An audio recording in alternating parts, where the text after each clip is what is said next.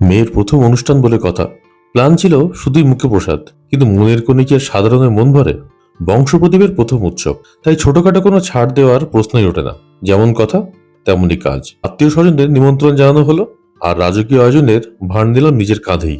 সকাল সকাল স্কুটি করে বন্ধুকে নিয়ে একেবারে সোজা বসিরহাটের ডকের হাটে হাজির। আমরা তখন শহুরে ব্লিঙ্কিট আর সুপারমার্কেটের 10 মিনিটের অলিক স্বপ্নের দাস। এখানে বস্তা বস্তা পটল আর টমেটোর ভিড়ে আসল আর নকল সবজির ফারাক বুঝতে আমাদের ঘিলুটা খানিকটা বিদ্রোহ করলো। সবজি উদ্ধার করে বাড়িতে রেখে সোজা হাটের মধ্যে চ্যাটার্জি ভান্ডারে। রান্নার ঠাকুরের দীর্ঘ তালিকার প্রেসক্রিপশন দেখে তো চোখ ছানা পড়া। তালিকা অনুযায়ী একের পর এক নিখুঁত সামগ্রীর বরাদ দেওয়া হলো, যাতে আয়োজনে এতটুকু খামতি না থাকে।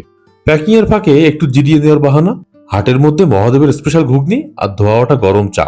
কাজের ফাঁকে এইটুকু মেজাজ বজায় রাখা তো অত্যন্ত জরুরি। প্যাকিং শেষ হতে হতে পেটে আবার খিদে। সকাল থেকে এত সামাজিক কাজ করছি, একটু বিরিয়ানি পার্সেল না নিলে কি আত্মমর্যাদা বাঁচে? তাই আত্মাকে একটু অতিরিক্ত শক্তি যোগানো হলো বিরিয়ানি দিয়ে। সন্ধ্যা নামতেই নতুন বাজারের মাছের বাজার। সেরা মাপের মাছ বেছে নেওয়া হলো, যাতে নিমন্ত্রিতরা এক মুখ হাসিতে খেয়ে যান। দিনের শেষ টান টান দৌড়ঝাঁপ শেষ হলো মিলনির গলিতে চা চক্করে। পরদিন সকাল হতেই আলোর রোশনাই আর ফুলের সাজে রূপকথা যেন ডানা মেলল।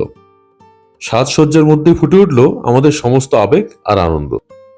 মেয়ের প্রথম অনুষ্ঠান, একটু আনন্দ, একটু কি হয় কি হয় চিন্তা। কড়াইয়ের মশলাদার কষা মাংসের সুবাস ছড়াতেই বুঝলাম মেয়ের প্রথম অনুষ্ঠানে খাটনি যতটাই হোক, আনন্দ আর ভালোবাসার উদযাপনটাই আসল।